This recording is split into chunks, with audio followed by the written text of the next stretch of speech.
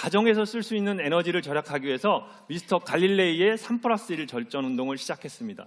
여러분, 전기 절약하면 뭐 생각나세요? 냉장고 문을 닫지 맙시다. 에어컨을 사용하지 말고 선풍기를 사용합시다. 이런 거 생각나시죠? 근데 잘 생각해보면 우리 시민 중에 쓸데없이 냉장고 문 여는 사람 없고요. 더워 죽겠는데 선풍기 틀라는 건 좀 무리인 것 같아요. 그래서 전기 절약으로 더 이상 가족들을 괴롭히지 않았으면 좋겠어요. 누군가 고통을 동반하는 전기 절약은 지속 가능하지도 않고 효과가 크지도 않습니다. 아주 쉬운 방법이 있어요. 저희가 저희 아파트에서 한 게 TV의 절전 모드를 조금만 줄이면 40% 정도 전기를 줄일 수 있습니다. 까칠한 남편 걱정하지 않으셔도 돼요. 남편 몰래 바꾸면 절대 눈치를 못 채요. 우리 눈이 알아서 이렇게 적응을 하거든요. 보통의 집에 들어오면 거실에서 가장 밝은 부분이 TV예요. TV는 집집마다 가면 거의 뭐 켜놓고 사시니까, 그러면 TV의 밝기에 맞춰서 내 눈의 동공의 크기가 알아서 바뀝니다. 그래서 TV의 밝기가 바뀌더라도 내가 TV가 어두워졌는지 밝아졌는지를 눈치채기 어렵습니다. TV의 밝기를 좀 줄이라는 거예요. 그러면 전기 사용량이 얼마나 주는지 제가 보여드릴게요. 지금 저희 집에 TV를 봤을 때 일반 사람들이 왔을 때 너네 집 TV가 고장난 거야 이런 소리 안 하거든요. 이 정도 밝기면 충분하게 보는데 문제가 없다라는 거예요. 이렇게 주는 거예요. 밝기가 이렇게 바뀌는 거죠. 이게 있을 때 하면 알아요. 밝기가 어두워졌는지. 싫어 이럴 수 있겠네. 아, 그렇죠. 네, 밝은 단계는 300까지 올라갔죠. 네. 근데 이거를 2단계로만 줄여도 막 줄죠.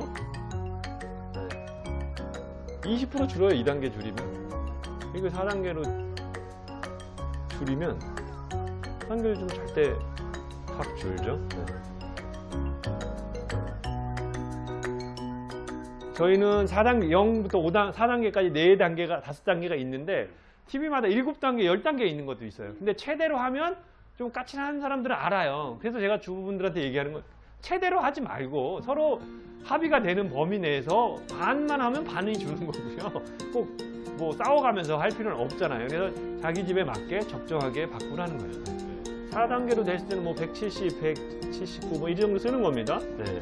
전력량계가 가정에서 24시간 365일 돌아가는 유일한 가전제품이 냉장고입니다.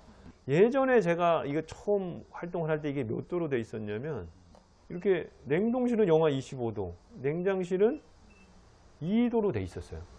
냉동실에 영하 25도로 맞추냐, 영하 17도로 맞추냐, 이 냉장고가 돌아가는 그 전기 사용량 20% 차이 나요. 냉장실도 마찬가지예요. 근데 우리나라 음식은 물이 얼어서 얼음이 되면 저장기간에 차이가 없기 때문에 영하 17도의 얼음이나 영하 25도의 얼음이나 저장기간에 차이가 없어요. 그러니까 제가 이제 잠잘 때 절전을 한다 그래요. 이거 한 번만 바꾸면 되잖아요. 한 20초 투자해서 이렇게 온도를 5도로 바꾸고 냉동실 온도를 영하 17도로 바꿔놓고 하면 가족들 몰래 바꿔놓으면 바뀌었는지조차도 몰라요. 사실 안에 내용은 뭐 어떻게 달라질 게 없으니까. 달라질 게 없습니다. 이게 불가물은 상관이 없으니까. 우리가 냉동실에서 가장 보관 잘해야 되는 게 아이스크림이에요. 네, 만약에. 뭐 이거보다 더 차게 보관해야 될 거 없죠. 그렇죠, 예. 아이스크림에 문제가 없어요. 영하 17도인데 예, 아이스크림에 문제가 없어요.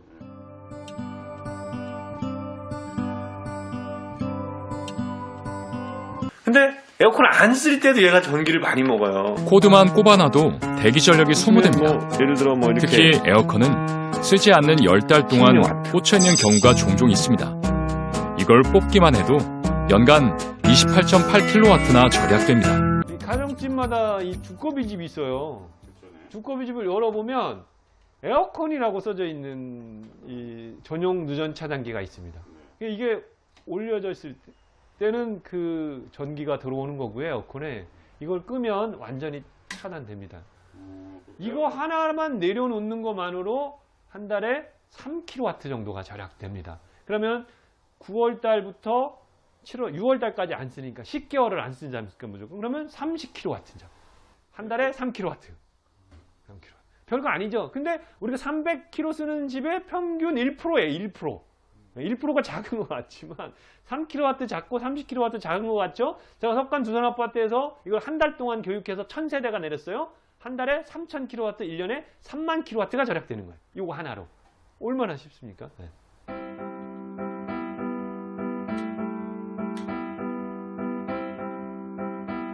(3+1) 절전하시면 되는 겁니다. 기억하시죠?